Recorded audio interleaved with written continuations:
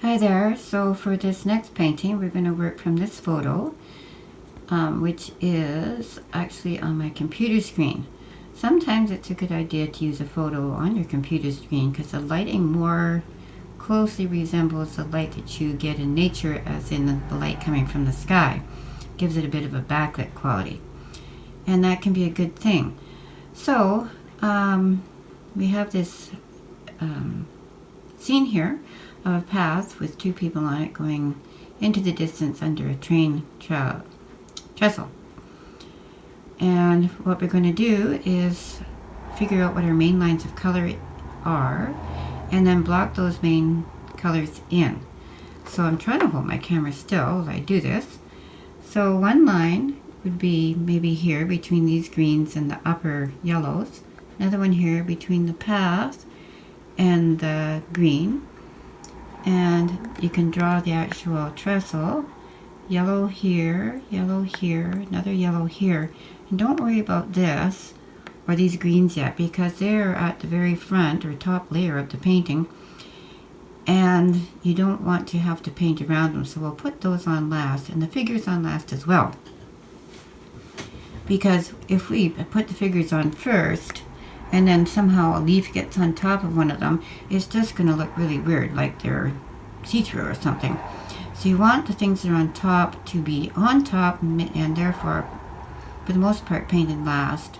It is also really difficult to paint around every one of these leaves.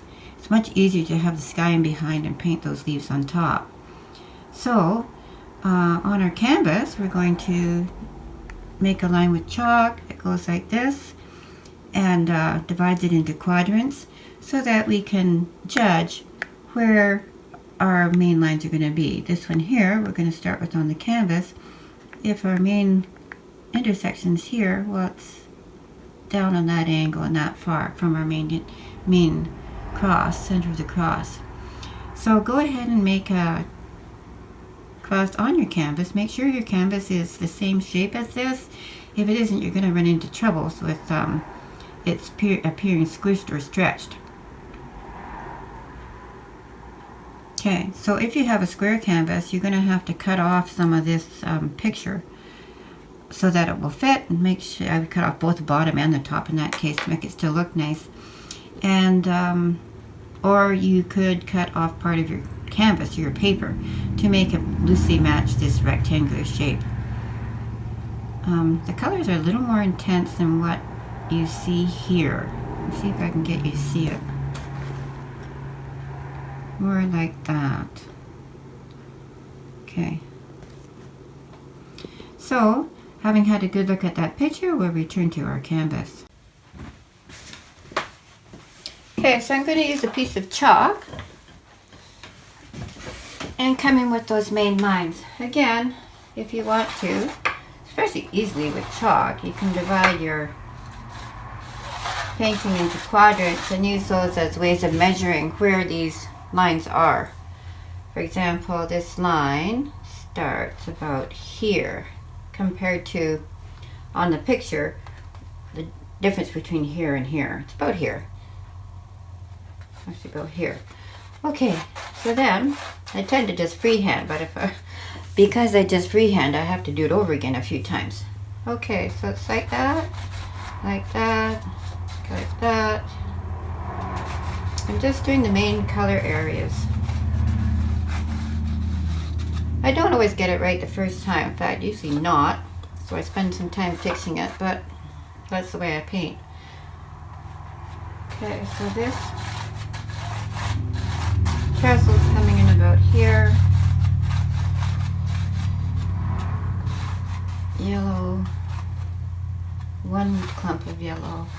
Second clump of yellow. Third clump of yellow. Fourth clump of yellow.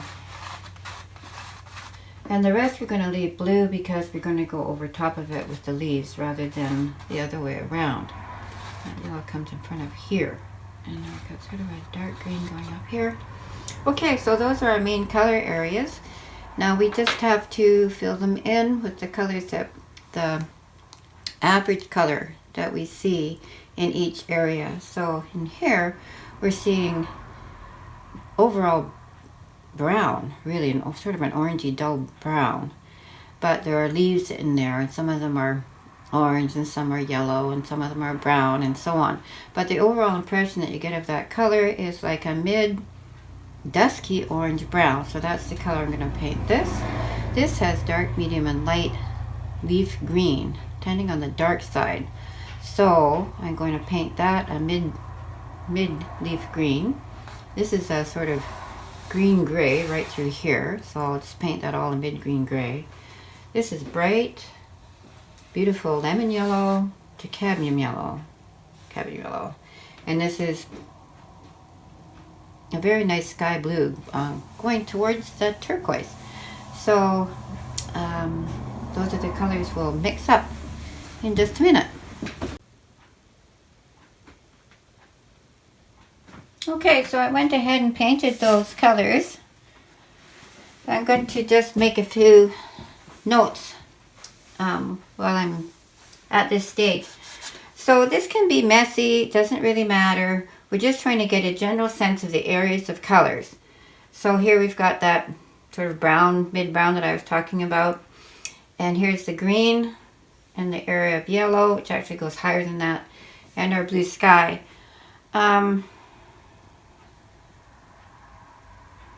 I can't think that you would have too much of a problem with any of this. If you have a green and you want it to go more dull or dark, you can add black. Alternately, you can add some red to it, which will really dull it down. It's because we had that area of brighter green here and then a little bit dull, more dull green here. So to dull it down, you can add a little bit of red to it. Okay, so go that far. I think while I'm here though, the next stage is to go in each area, dark, medium, light. So I'll start doing that. So I'm going to make up a darker green, just add black to the green you already have, and come in along here with some darks. While I'm doing that, I'm going to bring it up into, this is bushes, into the bushes with the side of my brush.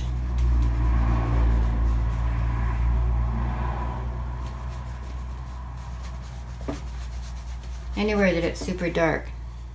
I could probably go darker than this even, because it almost goes to black in there.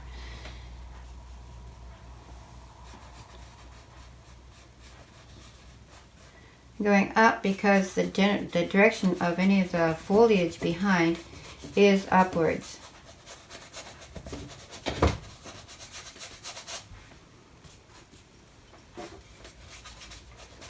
If you have problem with streaking, if you have problem with streaking in the sky, which you may have because the acrylic will streak, you can paint it first this way. Make sure you don't use very much water, because the more water you use, the more it will streak. This way, and then if it looks streaky, paint it this way without adding more paint. And then if it's still streaky, go against the grain again, using a soft brush or sort of the side of the brush until it smooths out, and it should smooth out for you. Because with the sky, we may not be doing a second layer on top, so we do want to get it fairly smooth. Every other part of the painting can be messy as heck because we're probably going to paint over it with other colors anyway. I'm going to bring this dark area into the path here because it does go dark into the path over into here. I've got red, but it doesn't have to be dark red by any means, just dark coming into that path. That's part of the dark on that color. Okay, I guess we'll just go with darks for the time being. So dark in here, it's dark under here, under there too.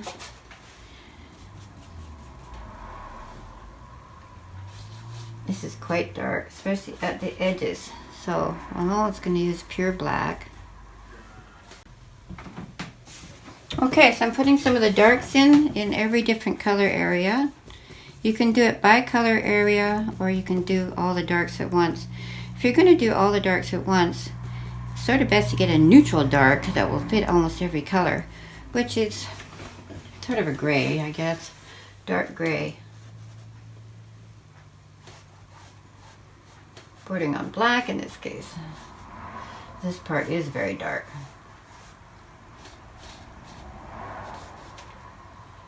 You come right through that with it being a bit darker. The strong shadow under there.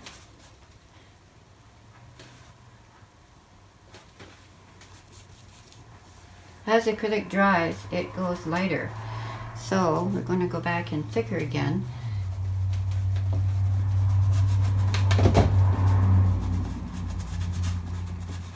To get that dark looking dark.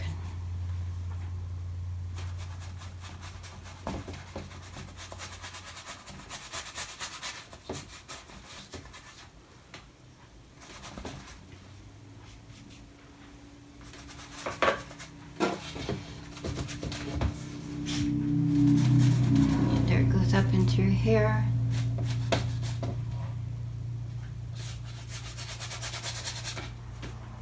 This whole area down here has to go darker because the light of the canvas is showing through, and this area is not as light as the sky. The sky is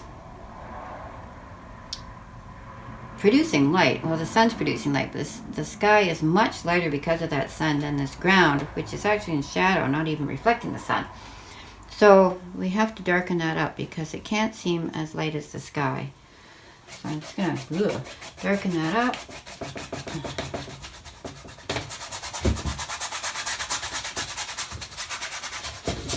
So we're going to be putting lots of different colors in here, so it doesn't matter too much what color we use to darken it. It is kind of a brown with orange and yellow in it. But we're just going with the background, overall background color at this point. Okay, that will help. You can see there's streaks going this way, so if I want to even one out, I just go the opposite way. Okay, I'm going to bring some of this dark up into here. It's very dark, darker back here than it is here. Like a ridge of dark behind. First layer of bushes and then trees behind. So these are bushes and trees behind.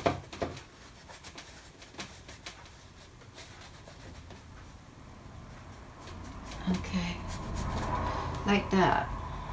And then that bush cuts right across those tracks. So the top of that bush is going to come in front here. And that's going to be part of the trestle. Okay, so then our sky's going to stay put. It's okay. I don't think we have to add more to the sky, although that remains to be seen. So let's get an idea of where these tree trunks are. Very lightly, we're going to test put them in, see if they look all right before we go, before we commit. Okay, like that. I'll have to actually stand up and have a look at this to see, because it's really hard to get a sense of what's going on in your painting from close up. It's always a good idea to get back and have a look from behind, or from far back, to see if things look like they're in the right place. You could be painting all off to the side without even realizing it very easily.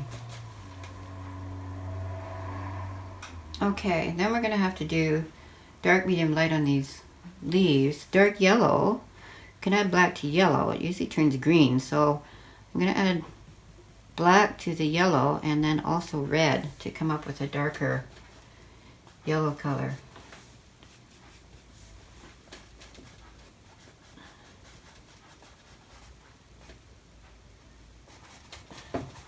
That's more or less working for the darks in the yellow. That is black and yellow and a bit of red. That might be too dark, but we'll see as time goes on, as the painting develops. Then there are dark green leaves back here. And they're leafy, so we can be a bit rough around the edges here. And there's going to be dark coming in here too, which are the leaves again. And there's going to be a dark swath, well, light right up to there, which we have to lighten up, and then dark coming down. Nope. Okay, this goes from dark to light too. So this is even darker down here. before we go into those leaves, I'm going to darken up down here. You know, I would if I had enough black.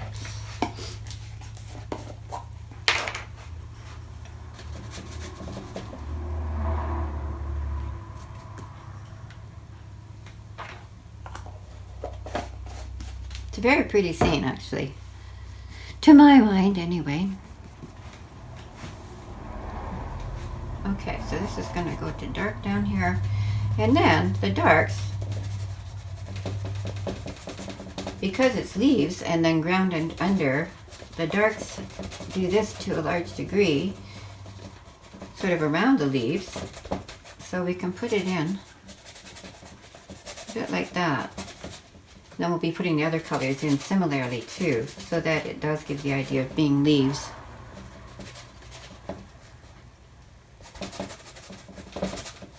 Okay, so that's the dark on that. Now I am going to stand back and have a look.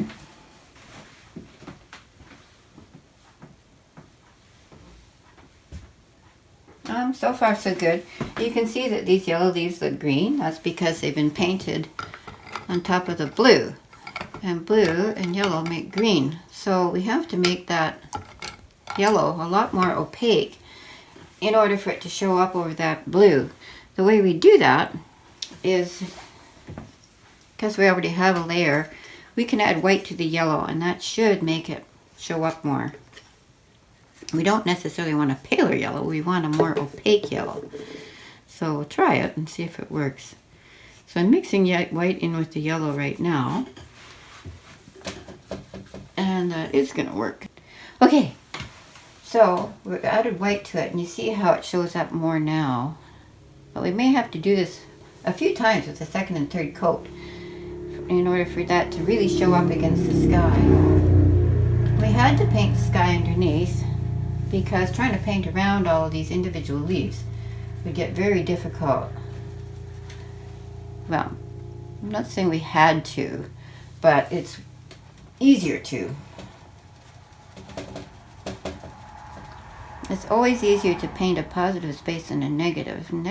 Well, for me, because painting around something is just sort of goes against the logic of the brain or something.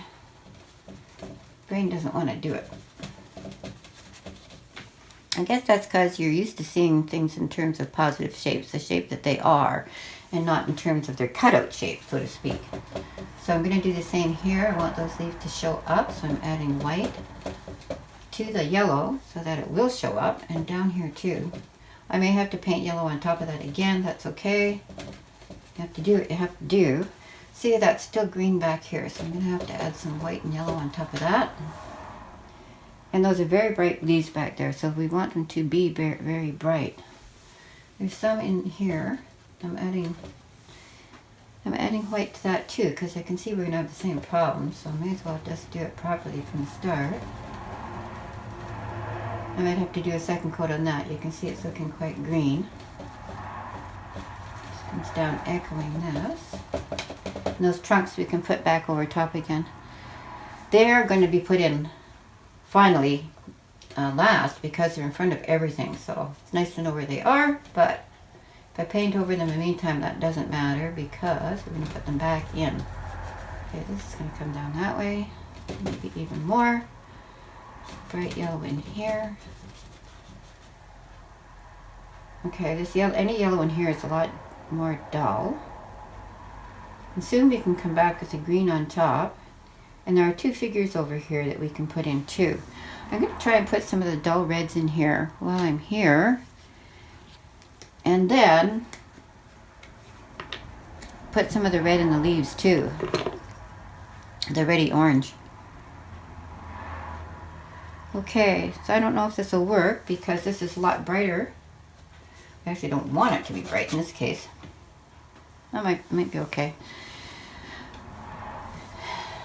I'm going to have to blend this, I think, because I made it fairly thick, which will make it show up. And it wouldn't be bad in this case if the background actually showed through, because that color is so dull. It is yellow and orange leaves, but they're in shadow and they've been ground into the forest floor to a degree, so they're not their old selves.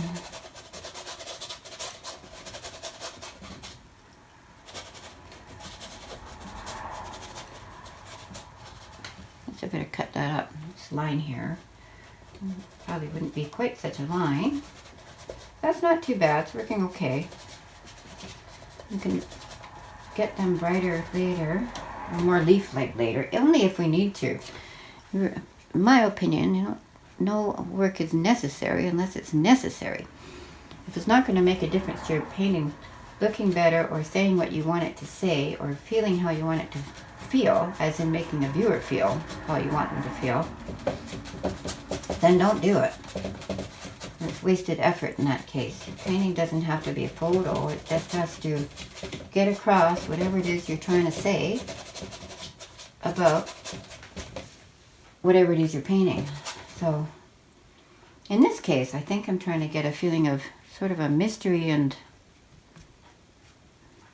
well, the beauty of the place for sure, and a mystery and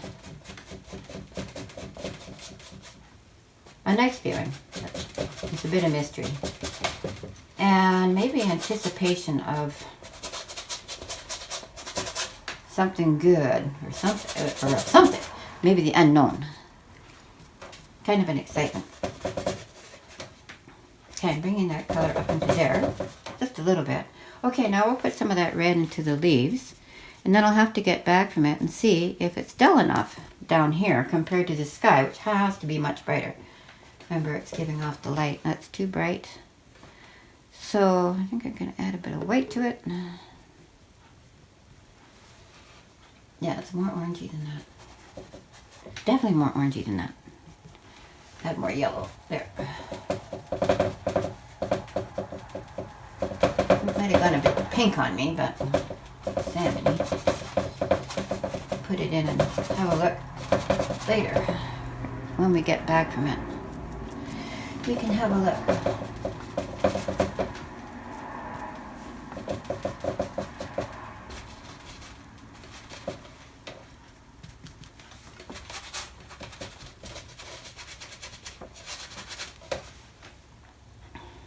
Okay, the bunch of dark leaves are going to come in here, so we don't have to worry about that right now. We do have to bring a dark up in here, and a ray of light along here, which is mostly white and dull green.